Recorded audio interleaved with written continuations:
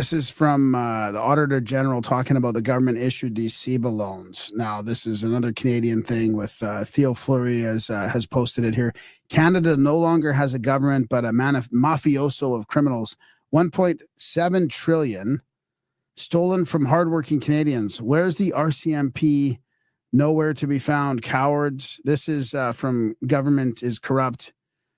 The Auditor General says the federal government issued 3.5 billion. That's 3,500 million C.E.B.A loans to ineligible recipients. So, of course, during the COVID thing, they gave out these loans, and it's hard. I mean, I'm sure it would have been hard to make sure that everybody's applicable, but I think it's 9% maybe is ineligible, and it comes to 3.5 billion. I'll play the clip here and see what they say. Let's see what they say. Once again, we're here.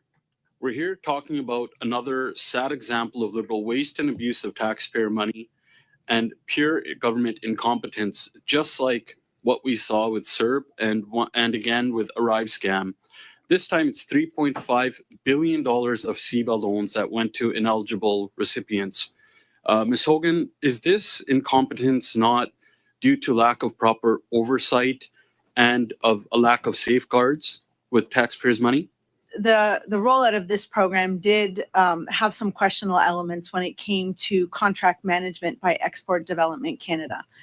So while 91% of loans went to eligible businesses, we did identify that 3.5 billion went to ineligible businesses. Was this not because of a lack of safeguards?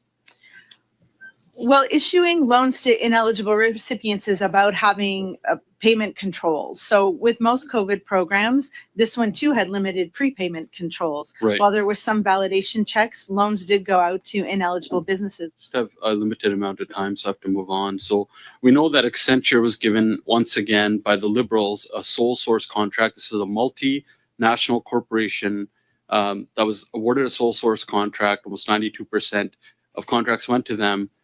To once again cover up the incompetence of the ministers on the Liberal side. This company took Canadians to the cleaners, and that almost $300 million plus went to Accenture. But what did Canadians get for that? Does it say? Okay, since you came in, it's echoing now. Since I came in? Yeah, and I'm echoing, and the clip is echoing. Weird. Are you in Brave? I am in Brave. Yeah. Do you think it's a Brave problem? Well, I don't know, but I had to use Chrome recently, so. Yeah, my audio should be fine. I don't know. It seems fine. All right. Well, I can't really play it because it's echoing. Is there anything you can't mute something on your end or? Is it not? Let me try switching to Chrome. Okay. Say that giving this sole source contract to Accenture means that this government had bungled the program? So this is a different program than other COVID programs.